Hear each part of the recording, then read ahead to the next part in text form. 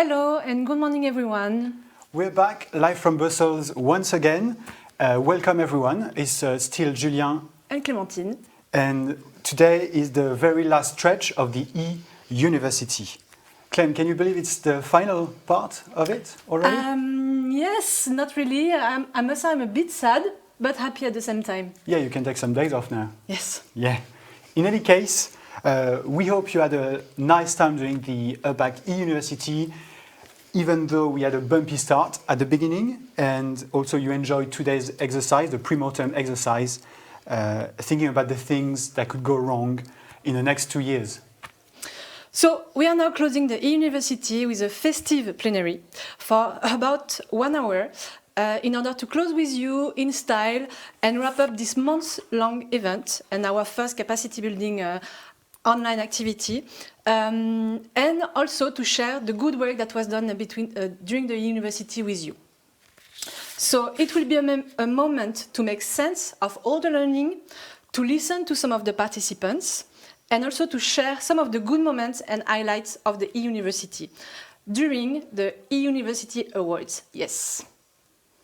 So let's relax. I think I'm speaking to myself now and enjoy this together. Also, get ready because we are probably going to say thank you a lot. Thank you. And now we should directly dive into more serious business with our dear e-manager of the day, Anamaria Vrabie, who will get back to this morning's exercise, analyzing some risk and what could go wrong in the future of your project. Hi, everyone. Thank you, Julien. Hi, Anamaria. Hi, nice to see you again. This time not in waiting room C, but in the grand finale.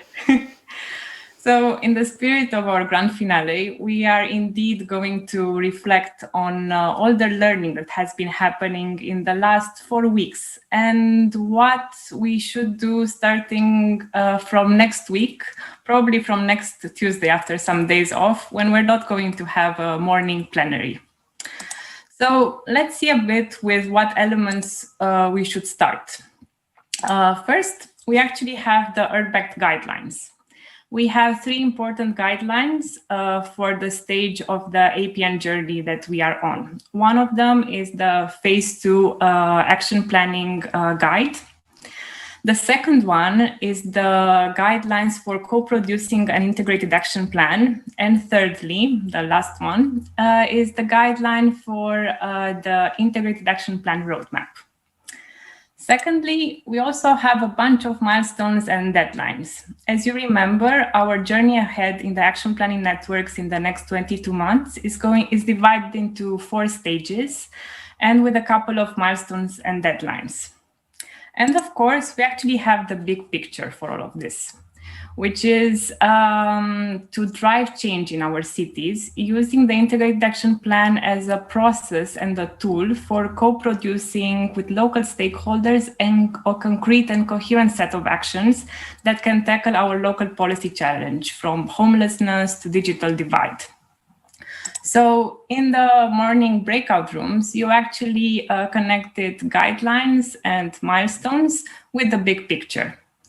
In the guideline for co-producing the integrated action plan, page 17 to be precise, you actually have a table, which is a checklist with 14 elements that a good EAP should have. We actually cluster these 14 elements into 5 scenarios and then put these 5 scenarios into worst case scenarios. These are the pre-mortem scenarios that you discussed this morning. And you actually tackled on present ways that you could avoid them. There's a lot of truth in that saying that there's no time like the present, because we as humans do not really make decisions based on efficiency like economists used to tell us that we do.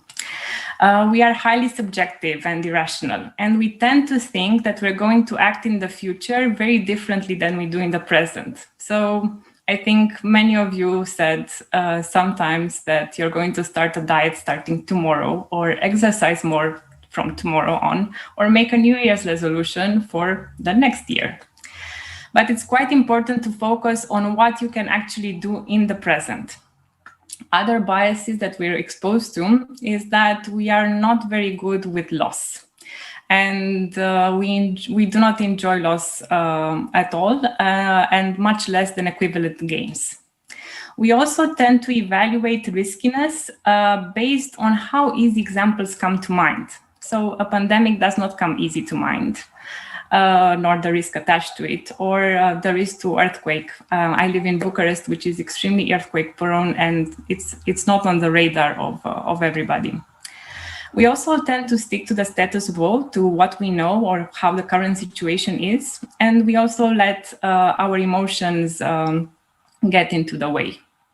So because of with these biases, it's quite important to be able to talk with your peers, with your mayor, with your ULG, about the future and what it can, and failure and what could go wrong, and focus on present ways to tackle this.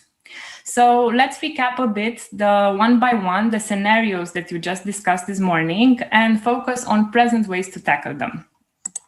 Now, for the first one, you actually talked on the fact that a pre-mortem scenario could be that the local EAP did not take into account the COVID-19 pandemic. And present ways to tackle this is to remember that you are no superhero. You should actually acknowledge and make uncertainty part of the narrative, and be open on the fact that you're going to take decisions with very limited information. And that's okay. Nobody expects you to be the superhero of the day with all the answers or a way forward. Also, I know that in our phase 1 of the action planning networks, we had different plans for our thematic focus. And I think it's quite important to consider new connections that you could make with other areas that were not on your radar before, such as safety, urban design, emergency response preparedness, and so on. It can definitely enrich the scope of your initial plan, and probably we will find very different ways forward in terms of local policies. Also, try to build regular check-in moments to integrate changes in your integrated action plan, and of course, overall in your action planning network. It's also quite important to use the small-scale actions to allow ULG members to test ideas. Rather to say that it's not going to work or there's too much risk, it's really worthwhile to take that risk with a small idea and see what happens. And also communicate how you integrate feedback and carve time for doing that. The second scenario that you discussed was that there was little inspiration from transnational meetings due to, well, digital fatigue, actually. So it's quite important in the present to focus on how you can actually make a mix between online and physical meetings and activities, and really try to remember that one of the greatest resources from your action planning network is the network in itself, your peers. So try to capitalize on that power, and the power because you're all experiencing the same thing with different contexts, which might actually provide not only support, but also solutions. Try also to arrange more one-to-one meetings or in small groups with the cities in your network, and make use of the URBACT tools to animate digital meetings, and also digital support expertise that Sally presented in the previous session. And very importantly, really hold the space for emotional well-being and psychological safety. Talk about frustrations, talk about with what baggage people are coming to the meetings, because it's a heavy one. And also remember that laughter is quite a good medicine. The third pre-mortem scenario that you discussed is that actions did not have a clear financing plan.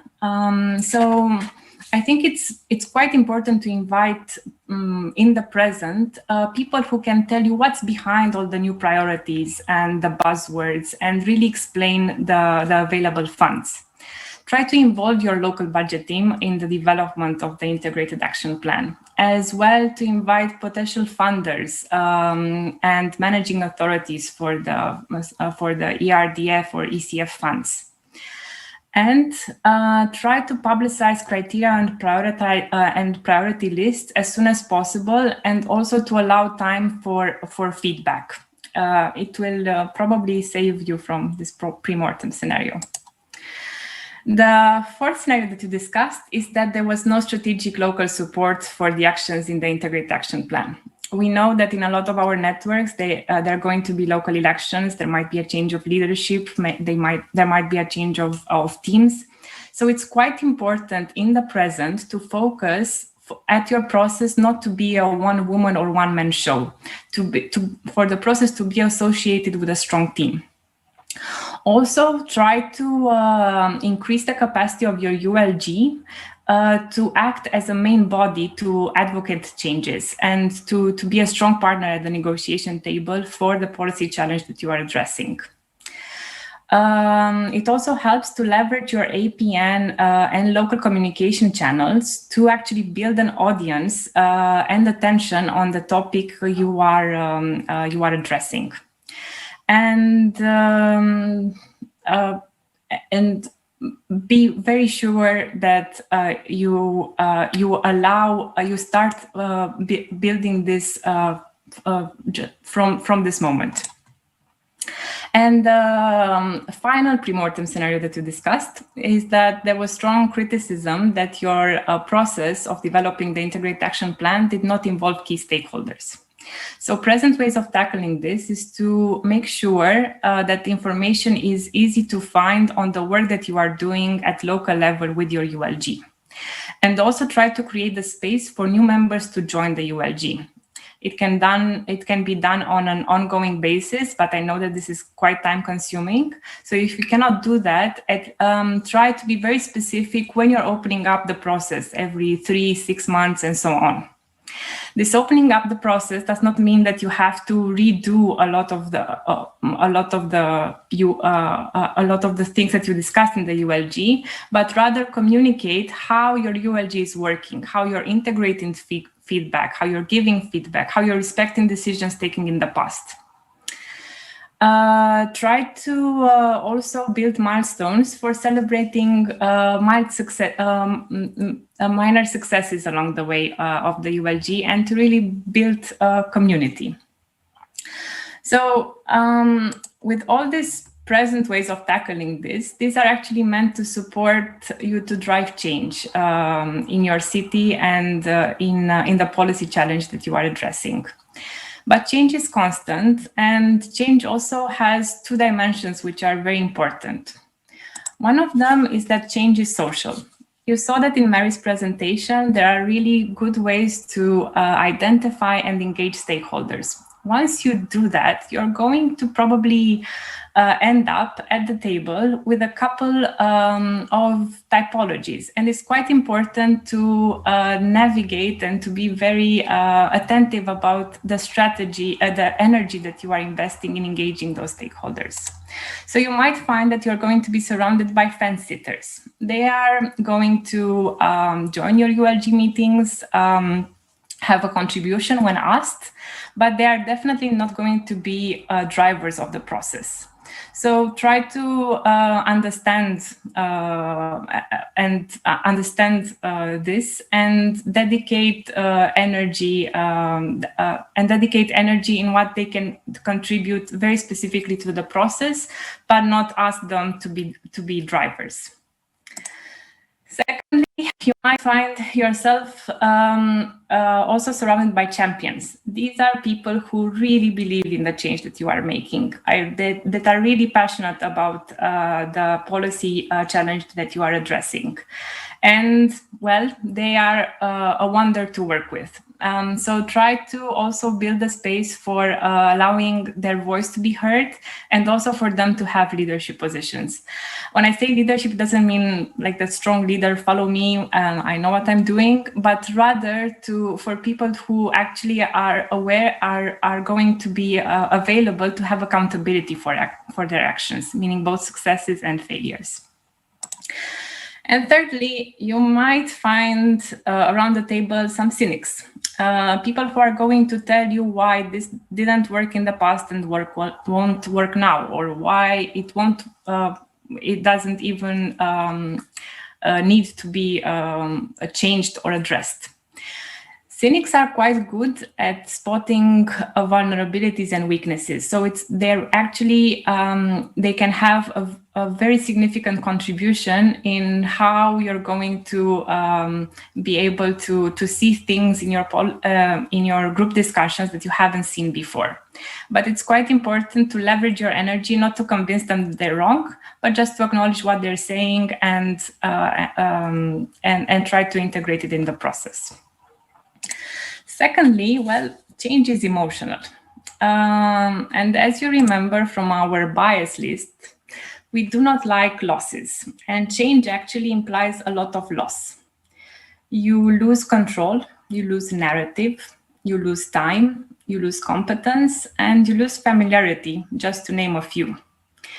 So it's quite important to understand why change is going to be hard, because it implies loss, and also to focus on ways that you can minimize this loss.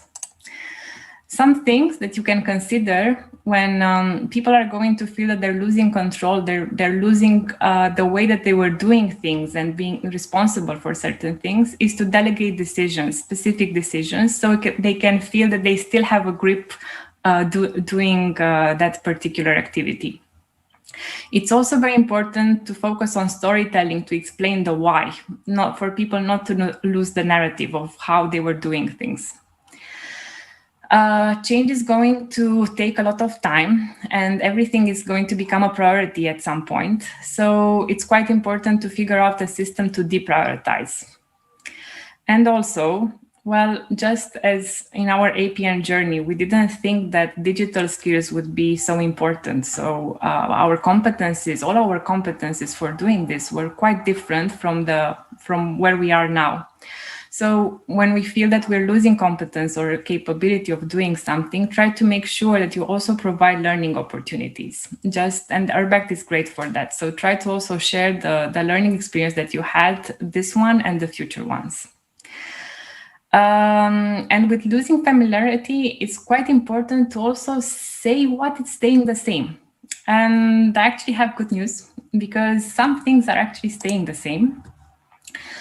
The URBACT community is staying the same. I think this last 4 weeks were a good reminder about how strong, how diverse, and how motivated the URBACT community is, starting from the URBACT Secretariat to the URBACT program experts, to the URBACT national points, to lead partners, city partners, lead experts, and all the other members of the community. And so welcome, you are part of it. And we might not be under a shark in Paris, but we're still there, and we're still quite motivated about what we are doing and how we're doing. The URBACT method also doesn't change. I think even more now in a pandemic, we discover that the mix of principles that the URBACT method brings, which is integrated urban development, mixing with participatory practice, and the focus on transnational exchange, it's even more valuable. And the third element that is staying the same is that all of us are experiencing change. For all of us, this was the first large-scale digital learning event. For all of us, actually experienced collectively loss of familiarity and getting control again, and finding a new way of working. So I would be quite curious on how your expectations were met about this way of working. So back to you, Clem and Julien, to find out.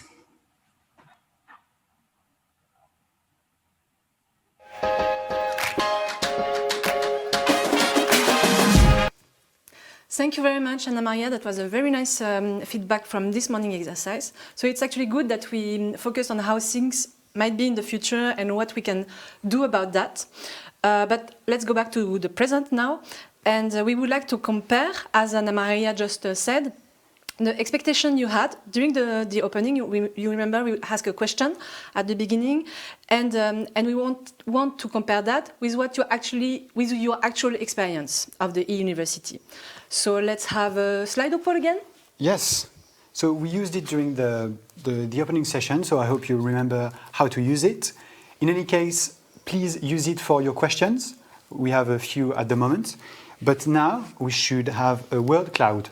So there's a Slido code here if you don't want to use the Slido that appears on the right-hand side of your screen. The code is here. This is to join by phone? Yeah, join by phone. So please use it. And now I'm going to launch the poll. Please write down one word describing your e-university experience.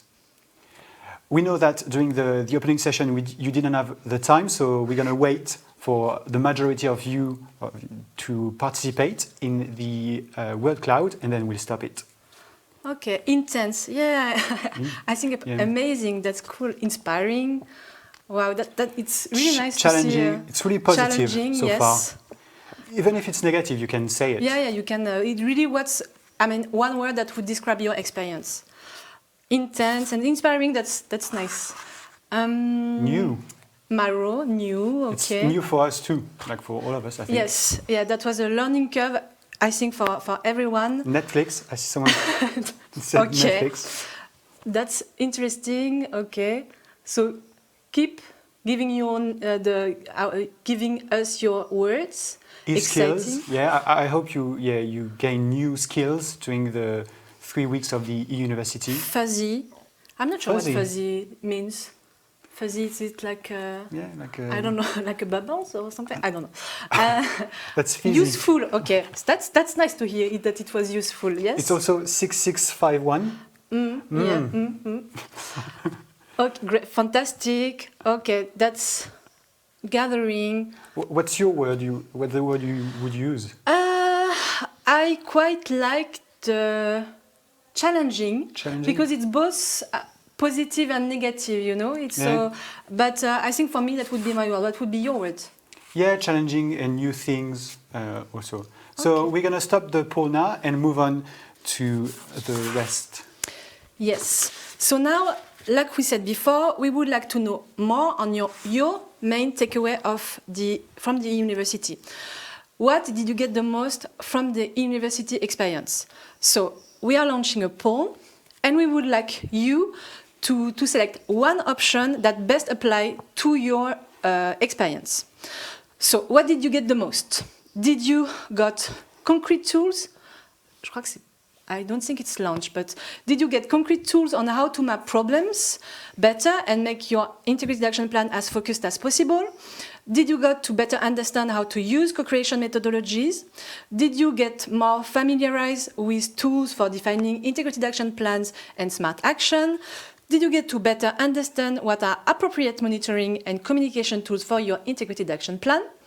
Did you get to better understand what is actually expected from, within this project, from the program? Did you have the chance to exchange with other networks about their experience, your experience? Or are you still there because someone told you to do so? I think you know what I would have picked. Yeah, I know. And usually, so let's check concrete tools on how to map problems better. I think for now it's the most. Let's wait for people to answer.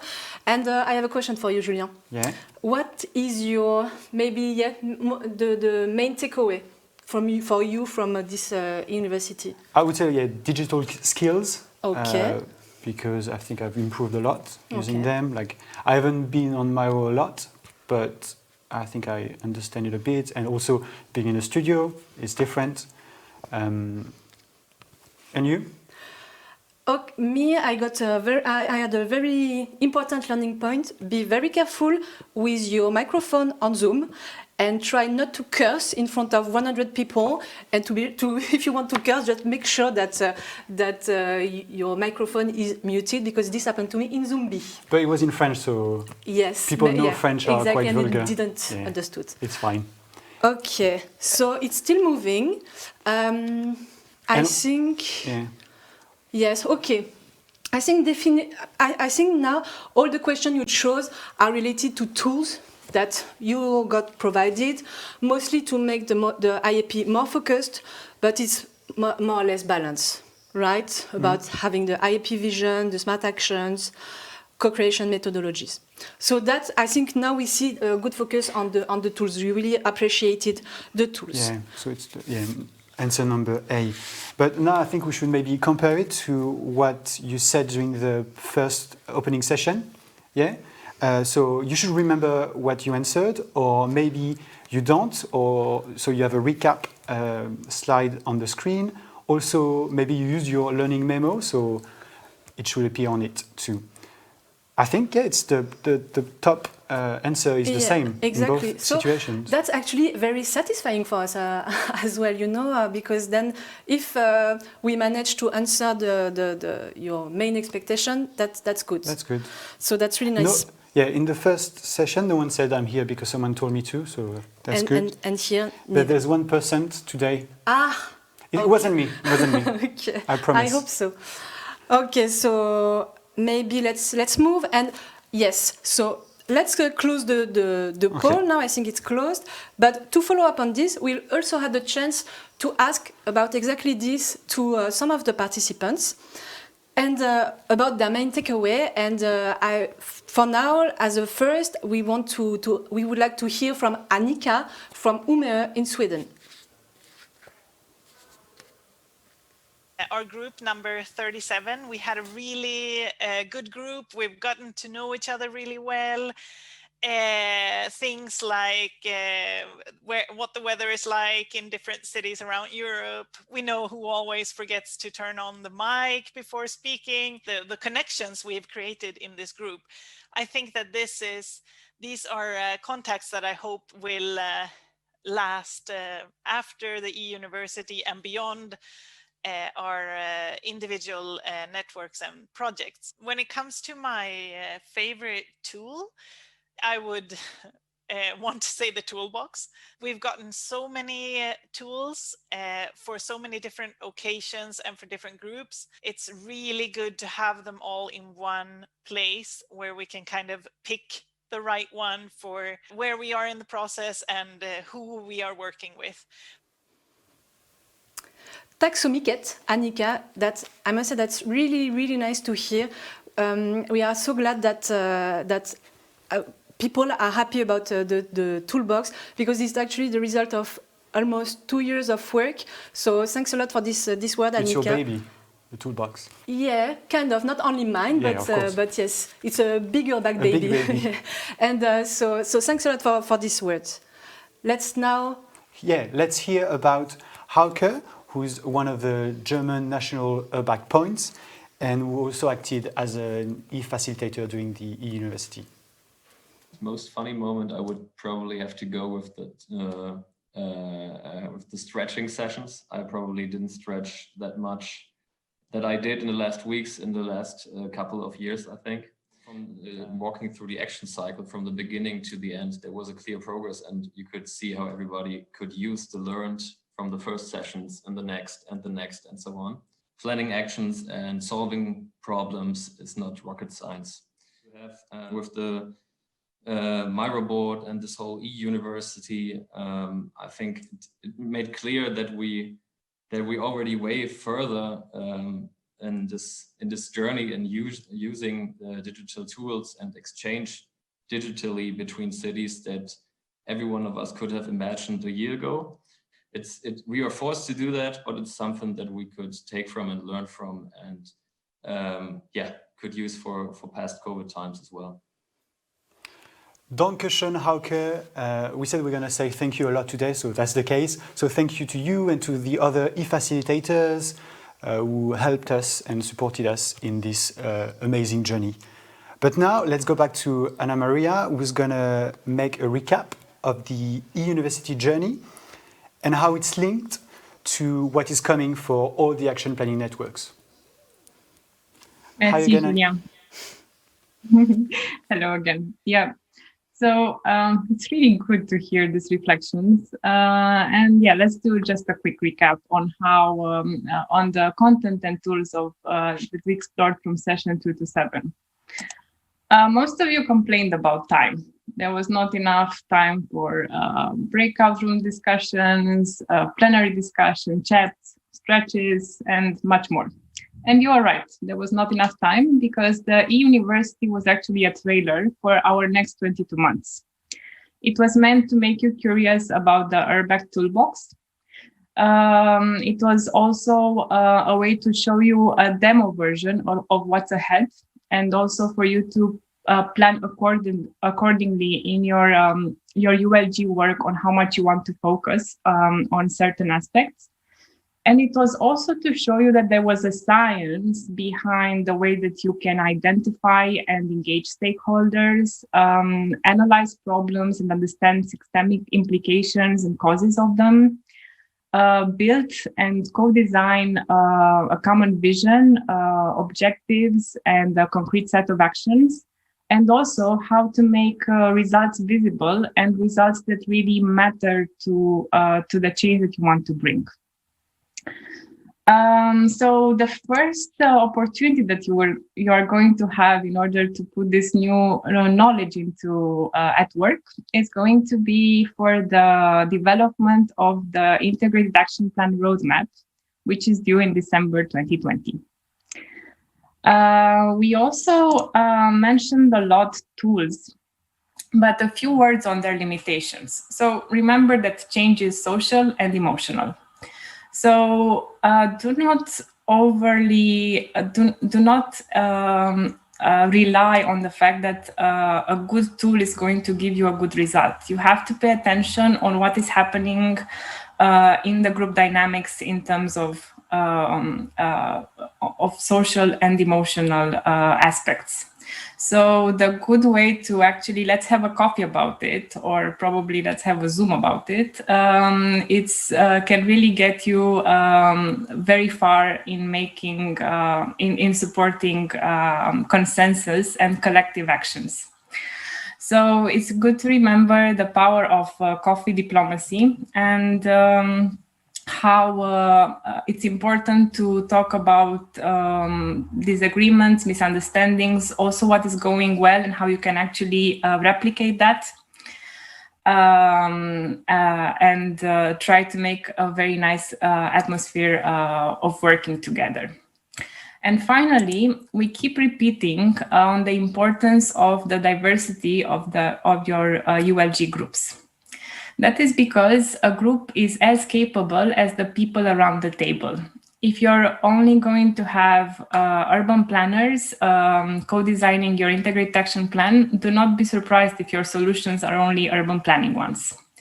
So try to really pay attention that you integrate a mix of voices and expertise. The e-university was actually a very rich table. We had a lot of voices and a lot of expertise, and I would be quite curious to a bit dive on that. So Clem, Julien, can you help us with that? Anamaria? We'll try. Yes, on exactly this, on the working in a group with a variety of voices, we are going to hear from Jan Turner, who is the lead expert from Zero Carbon Cities, and who also acted as an e-facilitator during this university. What I really enjoyed about this first e-university were probably like the breakout sessions, the time with the group. We had a lot of fun, got to meet a lot of people, a lot of cities from all over Europe. There's a lot of diversity in our group. I really enjoyed the real informal discussions around the Netflix that we'd been watching when we were waiting in the wait-out rooms, in the waiting rooms. What's quite frustrating in the online world now is that we have to do things in 2 hours that normally we would do in an afternoon or a day. So we've got to be efficient. Despite the fact that at the beginning there were some hiccups with getting to groups, we still managed to work, have fun, discuss, and even get to know each other when we had our little waiting time, when we were taking our coffee before we went to our breakout rooms. Thanks, Jan. Thanks, Jan. And yeah, waiting room number C was the best. Yeah, I'm not sure about Yeah? that. Yeah, Okay. yeah. But thanks definitely, Jan. And this is true as well that I think what Jan said is also about resilience, how we went through a lot of difficulties all together and we managed to go beyond that. And that was good. What about having a short look at some of the numbers from the university? Yeah, to get a big picture. Yeah. Let's do it. So we have some slides about to get a visual. Yes. So here it's just to show that we had a maximum of 486 participants. So here you can see a bit the difference between sessions. And today, Morgan, can you tell us how many people are there online? 285. So good morning again to each one of you. It's really nice to have you online. Okay, and so now let's move to the next one. Yeah, so in total, you spent 16 hours of training, of learning new things, new tools, and it's the equivalent of 6.5 good movies. So I hope it was as entertaining as a good movie, and as good. Yeah, and I'm sure it was much better to attend the university than watching a movie. And this is about the exercises actually, because there were 8 exercises, 8 sessions, time 38 working groups, so 304 exercises in total. So well done, guys. And finally, we couldn't count the number of post-its used, even if there were virtual ones on Miro. So we put like an infinity of virtual post-its with different colors, but I think we're going to get back to this later. Yes. Okay, so during these 4 weeks, we actually prepared a nice recap video of this moment together. It reflects a lot our views on the event, the atmosphere we felt. So we hope it reflects yours as well. Let's have a look. Once again, pay attention because we'll play a small game afterwards.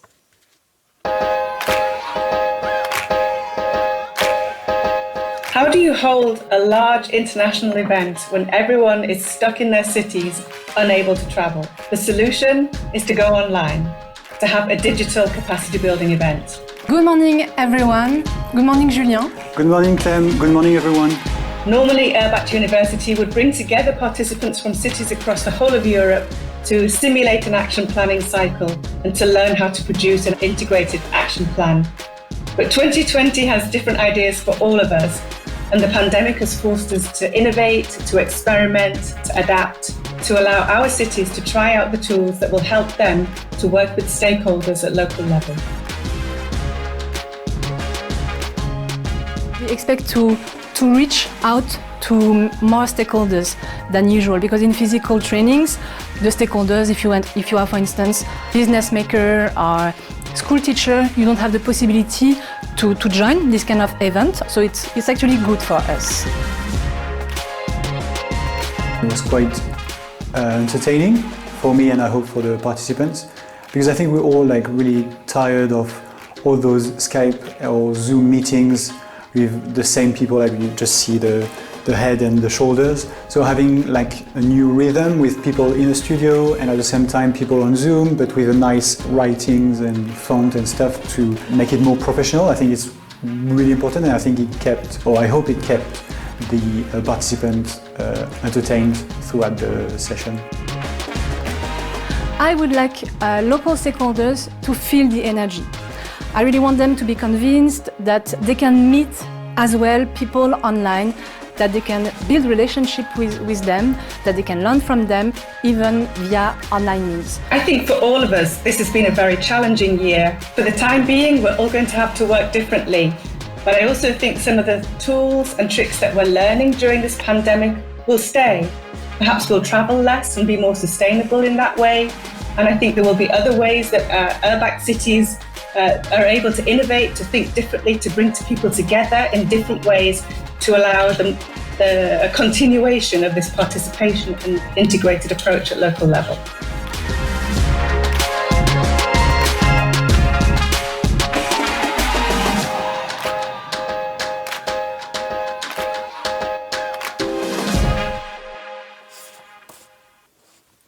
I like the video. Yeah, me too. But it's a bit strange to see yourself, yeah. And to hear yourself, I don't like that. I hate myself Yep. in the video. Don't hate yourself. Not in real life. Okay. So did you pay good attention? Because we are going to play a small game and we are going to launch a Slido game. Yes, so we're going to play now, and there are 3 questions. So I hope you paid attention to the video because we're going to focus on some of the details from the video. So the first question is the following. How many times does a Miro board appear? Do you have it? I don't think I can see the poll. No. If you want to join with the phone, once again, you have the code here. So the question is, how many times does a Miro board appear? Okay. Yeah. So answer A, 0, answer B, 3, or answer C, 16. So A, B, or C, 0, 3, or 16. This one is quite easy. Yeah, I would say that's easy. If you, yeah, I think that's okay. If you are paying more or less attention, we'll see. We were kind, I think, with the answers. There's still 60 seconds left to answer. I hope you watched the video properly and you loved it too. Did you get to try Miro? You? Yeah, a bit. Yeah. But not that much, not as much as you guys, but okay. yes. So now actually you need a training from the I need a training participants, from someone who participated in the e-university. Okay. So now how many times does a Miro board appear? 0, 3, or 16 times? And I hope you will still use Miro in the future, like maybe in your local group or yes, that's a in your very good network. point. You can use it. I think it's a good tool, and if you're good at it, so you can reuse it. Really, I mean that's the point, to discover a new tool in order for you to further use it. That would be great. Okay, so I think now it's closed, and the answer is B, 3, and I think you're right. Yes. So the majority of you guessed it was answer number B. So let's move on to the next question, which is the following. How many cushions were there on Sally's sofa in the video? So answer A, 4 cushions, answer B, 3 cushions and a cat, or answer C, 1 big cushion. Because you saw her in the video, but during the sessions, you saw her, she appeared every time. So yeah, she had a very nice living room and with a nice bookshelves. Yeah. And I think if you get the colors as well, you get some bonus points. Bonus point, yes. I'm not sure I got the colors, but something like brown. I was wrong about the numbers. You were listening to Sally, you? Anyway. Yes, I was so focused on what Sally was saying, I couldn't count the cushions, but I hope you got them. But really nice living room in any case, Sally. Yeah. All our experts have a nice living room. It seems. Okay. Okay, so once again, how many cushions were there on Sally's sofa? 4 cushions. I think that's about right. That's the right answer. You didn't miss mistake a cat for a cushion. That's good. But there's a cat. Sally has a cat. Yeah, Sally has a But cat. it's not in the video. Yeah, a she-cat. We don't know the name, Yeah. but it's a female cat. Sally can share that afterwards. Yes, or maybe in the chat box if you really want to know Sally's cat's name. Yes, You let's never know. move on. Let's move on to... About animals. Yes, exactly. Perfect transition. So the final question today, this one is really difficult, I think. I didn't notice it the first time. So this question is about an animal. So which animal appears in the video? Is it A, an octopus, B, a bee, or C, an elephant? And it appears several times. Did you spot the animal? Is it maybe as well? I thought I could see a zebra or something. Yeah, No? I'm not sure it's a zebra. No, And it's not in the list. Yes, that's true. But yeah, it was a bit hidden, but I could spot it. You got it, No. right? No, you No, didn't. really. I really needed to focus on the video and watch it 3 times to realize there was an animal that Okay, I appears don't know several times. if we need to give a clue, but okay. Was it? I think if you saw it, but you could possibly got the wrong answer. Like maybe you're going to pick A, B, C, and it's not the right one. It's really difficult. Yes. Let's see. We'll get the answer 30 seconds afterwards. left. So which for you to animal answer. appears in the video? Is it an octopus? Is it a bee? I'm going to. Or is it an elephant? Nice impression of a bee. Yeah. And the elephant is perfect too. Okay, so let's maybe... Show the results? No, this I think we need to... No results. Yes, this because this is Anamaria. So I think this was a bit tough. Anamaria, what did you see? Oh, definitely. I mean, I cheated a bit because I looked at the video a couple of times until I saw this delicate elephant, actually. And in a way, this is what happens when you are very focused on just an objective or a deadline, that you sometimes miss surprising elements. So I think it's quite important that we do not get distracted by paperwork, because we acknowledge that URBACT projects come with paperwork. With milestones and with clear objectives, but it's very important to always think about the big picture, and the fact that the co-designing process for the integrated action plan is actually a chance to build ways in which we can make collective decisions. So decisions that are shared by both the public authority, businesses, entrepreneurs, NGOs, academics, and many more. And it's a process that is quite it's quite hard, as you know, from your previous work. And I think this is why you always have to stay open for the surprising elephants, cushions, and friendships in your life, because the URBACT community actually brings a lot of that. With these words of wisdom, or not, I would like to thank you for allowing me to guide you a bit to optimistic and also pragmatic present. I have to tell you that I avoided doing pre-mortem exercises or thoughts for a very long time. I thought that if I would think of ways in which a lot of things would go wrong, I would sort of jinx it and not be able to make the changes that I really wanted. And as a little trivia, the first time I got the courage to do it was 5 years ago, when I actually got awarded in the 100 young people most significant to drive change in Romania. And that is the moment when I actually did a pre-mortem exercise on the initiatives I founded back then. And I took some very surprising takeaways from it, and I completely changed focus on what I was doing. And I started actually doing quite different things. And that has led me to quite an amazing journey in the last 5 years. So I really look forward to our next 22 months together, and also sharing both online and offline how we're going to drive change in our cities. So thank you again, and let's see a bit more about what the university brought and what's ahead. Back to you. Thanks a lot, Anamaria. Bye, and so that was quite wise and quite nice note for finish, Anamaria.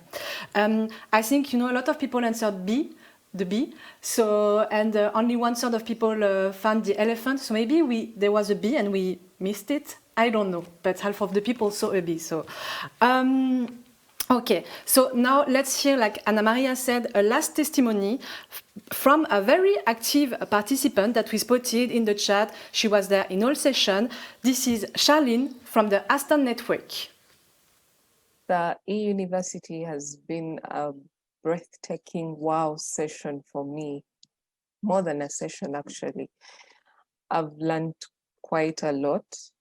And it's not only professionally, also for my personal life, other aspects I can apply financially, even spiritually if I can. First of all the tools are important. You can't have one and leave out the other. if I want to achieve success for my project, I have to apply all the tools diligently. So first, I would first understand the task or the project I'm going to handle.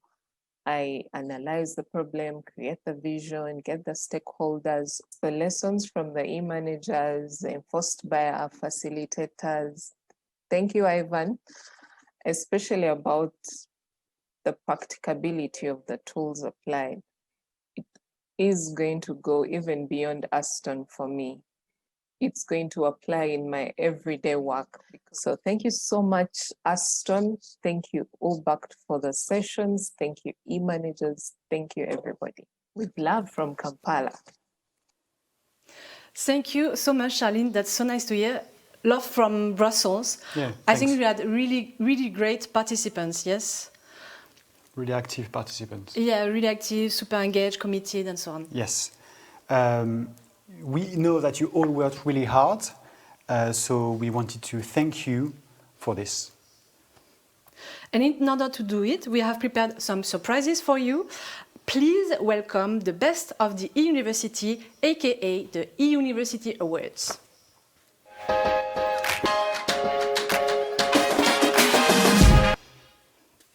I'm sure you all expected this moment.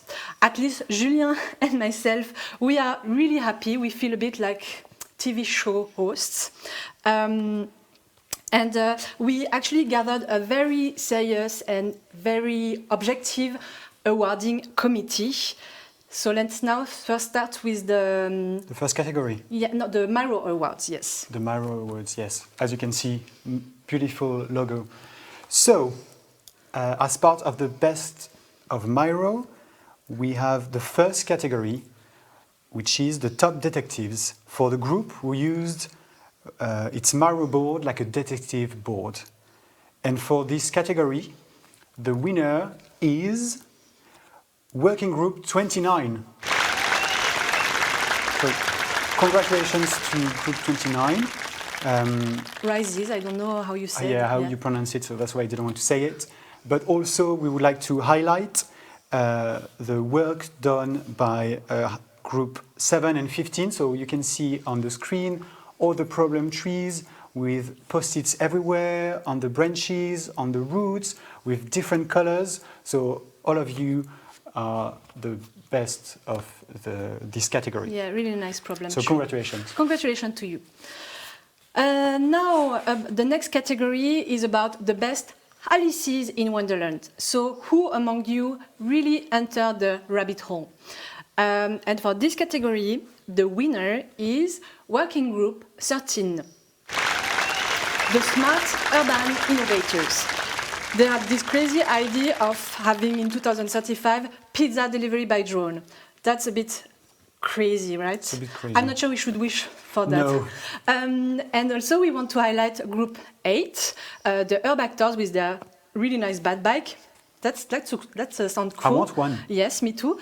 And the Working Group 30, the sunny URBACT South, with their traffic jam with cycling in 2035, which is actually not so absurd because in Paris it's actually already happening. Paris 2020. Yeah, exactly. Okay, so now let's go. So congratulations to all of you. Yeah, congratulations. And let's move on to the next category, the most crazy scientist one. So it's for the group who has the most insightful Miro ideas or solutions. And for this category, the winner is Working Group 23, the Locals. It sounds a bit like a rock band name, no? The Locals, yeah. Yeah, the Locals. A punk Yes. band. But we also want to highlight Group 6 and Group 10. And why did we distinguish the Locals The particularly? committee Yeah. chose a Group 23 because you used a tagging system in your Miro board, and also you have a map of Europe with your locations, like from all the participants of this group. So it's a really good idea that we should reproduce in other working groups. And for the others? Yeah, we also highlighted working group 6, Curiosity, because they actually add additional content on the Miro board to help the exercise, so you can see some paragraph. And also the working group 10, Dream, because I think it's a really nice idea. They put some screenshots of the plenary to keep that in mind during the exercise. I was not expecting that, but I think it's a nice idea from whoever was there. Congratulations. So we have scientists and entrepreneurs and people like this, but we also have some artists among us. So this category will reward the most beautiful Miro board.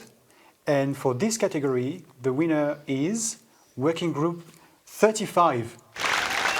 The Dream Team 35. Congratulations. Congratulations. We would like also to highlight another one, so it should appear. Yeah, so as you can see, they're all beautiful.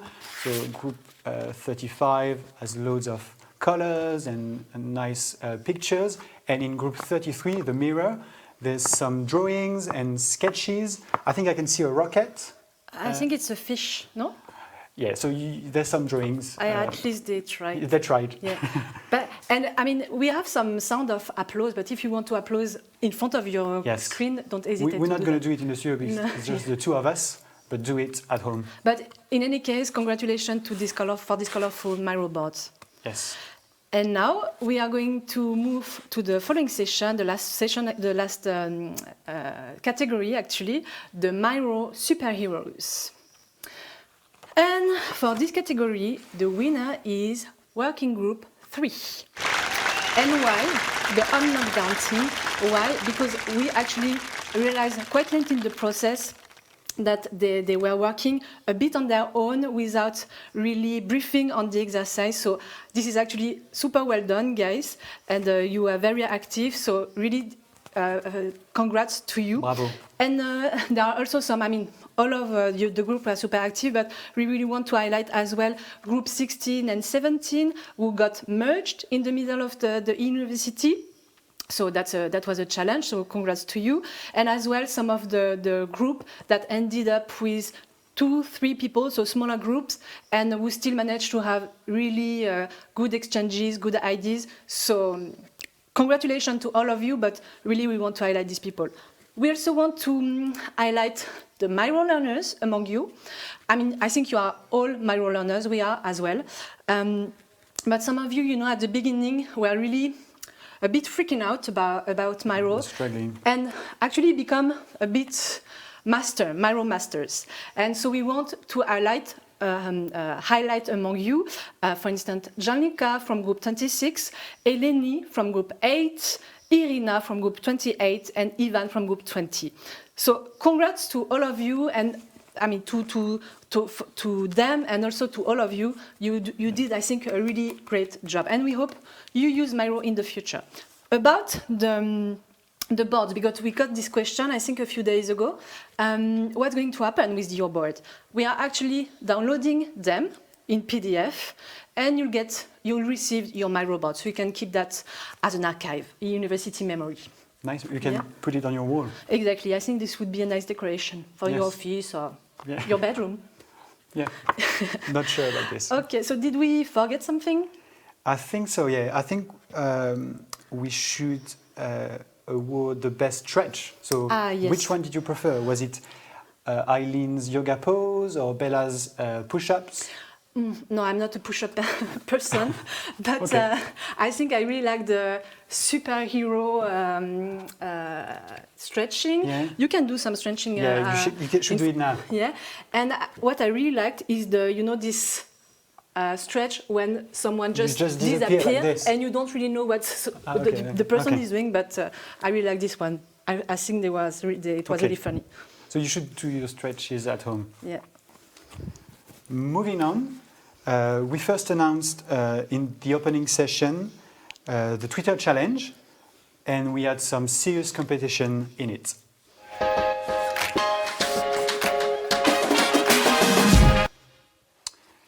Here again we have different categories, and the first Twitter award for Best National URBACT Point goes to John from the Spanish National URBACT Point.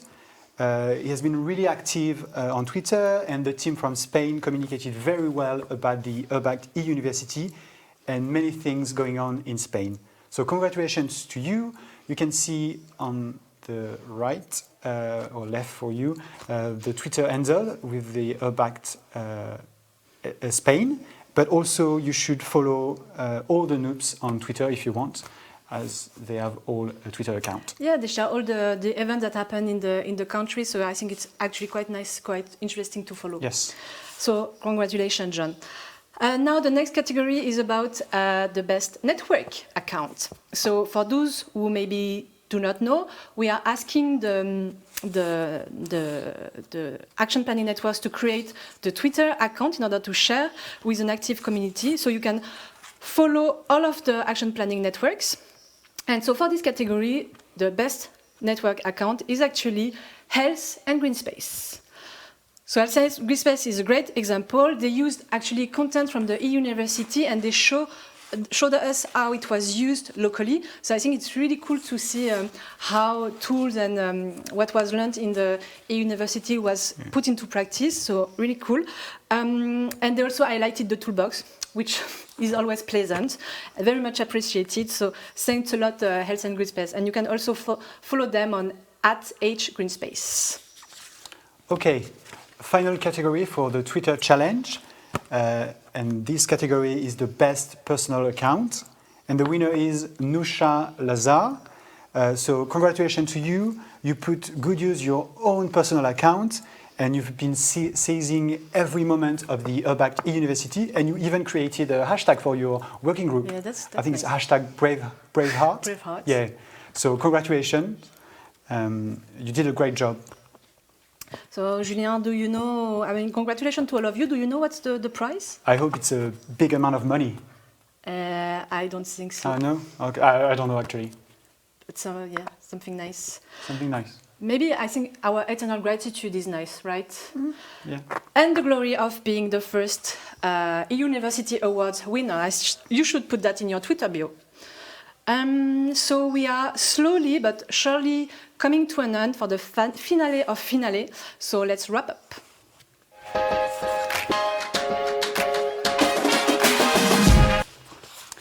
And in order to wrap up, I would like to welcome Sally Nisho, our dear program expert, who was there in all the sessions, in the video, with so many different roles. So Sally, you got a 360 view of the event. How was it? Hi guys. Hi, Hi, Sally. So nice to see you. Hi Clem and Julia. So nice to see you in Brussels in the studio again. It's true, I had a really great view of the whole experience from backstage, on stage, and quite a lot of opening up the hood and looking at the engine, as you can imagine. So it was a real panorama, and it's been a brilliant journey. I'm also glad that you all had a chance to look at my office and admire my cushions. Who knew my cushions could be part of an e-University experience? But that's great. We're all welcoming each other into different spaces in this year of digital interaction. So 1 year ago, we were started planning the summer university and looking at Dubrovnik as an ideal venue. And in the last few months, we've had to adapt and deliver and do our best to help you as cities and local groups to embrace the change that Anamaria has talked about, to drive that change in a difficult year and difficult circumstances. And although we're coming to the end of the e-University, really it's the beginning of phase 2 for action planning networks, the beginning of a lot of work. We know that in the next few months and weeks, there'll be debriefs from this e-University at network level, and some of the national URBACT points will be doing that to help you to sort of absorb and apply the learning. In November, we're going to have some meetings for the capitalization clusters. So you'll do some more work on the theme that you're tackling, the urban challenges, connect with other networks about that, and start to bring some of your experiences into the URBACT Knowledge Hub over the next months and years. We'll have some support for you on small-scale actions and also on the integrated action plan roadmap, do some peer reviewing of that so that they're ready to be delivered by the end of the year and for you to start moving on those. Into 2021, next year, the capacity building program will continue. We're hoping to do an implementation university later in the year to support you when you're starting to think about going into delivery and thinking about the money, the resources that you might need to be able to deliver your plan. So keep posted about that. We're not sure of the format yet. We're definitely planning to have a city festival in June in Rotterdam. So maybe not, but let's see how the format works for that. But maybe we'll be able to come together in June in Rotterdam for the city festival. If this university has been a success, which we think it is from the stats we've just seen and from Clément Julien's brilliant highlight session, it's because of your commitment. We've had around 350 people joining each session regularly, slightly lower numbers today, but really overall, your commitment to keep coming back has been great. And it's also thanks to the talent and skills of our brilliant e-manager team, the e-facilitators who've really worked with you in applying those exercises. And I also just want to pay tribute to the leadership team, the people who've been at the helm, who've been maybe a little bit less visible, but really busy in that engine, getting their hands dirty, with a lot of energy and vision and attention to detail, actually. And that's Clémentine and Steph and Broom. You are amazing. I'm in awe of you. I really am. So well done, ladies. My last message to everybody is really to stay in touch. We've heard a lot in this session about the URBACT community, the friendships, the encounters, the exchanges that really are special to us in URBACT. You're all URBACT community members for life now. There's no escape. But make the most of that and stay in touch with the people you've worked with, you've met in your networks and beyond. And kind of continue to be accountability buddies and critical friends as you have done in this university experience. And what better way to stay in touch than maybe with a postcard? If you find yourself, you have a nice postcard, like I've got a pretty postcard here, send a postcard to each other, keep in touch. This one is coming from me in London, with love and a digital hug to all of you across the European Union and to some of you in Africa too, and most especially to my dear colleagues Clémentine and Julien in the studio in Brussels. Are you ready? It's coming. Whew. Okay, lots of nice messages. That was fast from London. Yeah, fast. The post got quite fast. The London post is fast. So what did you get? Everything is at your fingertips. Okay, and I got nice to meet you. Nice to meet you. Nice to meet all of you. Thanks, Sally. Yes. So I think it's time to thank you again and say goodbye. Yes. Sadly. I mean, just a moment, because like we said, we had a lot of thank you to say. So once again, we really want to say thanks to the e-managers. We had a great team. And I think we all agree they delivered a very good content. It was very nice to design this e-university with you. Big thanks. The e-facilitator, they did an amazing job. They had hard tasks to get prepared and lead the groups. This was really an essential part of the e-university, so thanks for that. We really thank Seco Pharma and the others for their support and their work, especially Karine and Morgan. Sally Nicho, thank you for being on stage and backstage at all times. Your constant support and your sharing is really much appreciated. Thanks, Julien, for being a very nice co-host. Thanks, Clem, the same, and thanks for organizing all of this. But we're under the spotlight, but we also have a bigger team. So you saw them in the video during the opening. We have people backstage, so thanks to Steph and Broom, and thanks to the rest of the URBACT team in Paris. Yes, and as a final big thanks to all the participants. Thanks to you. It is great to see your commitment, your support, your enthusiasm, your generosity, your kind words in the chat, your crazy and beautiful ideas. So happy you got on board this journey and made this a success with us. Yes. So we look forward to follow your action planning journey. And bye, and we hope to see you soon in real life. Stay safe and wear a mask. And bye. And now let's have a e-party.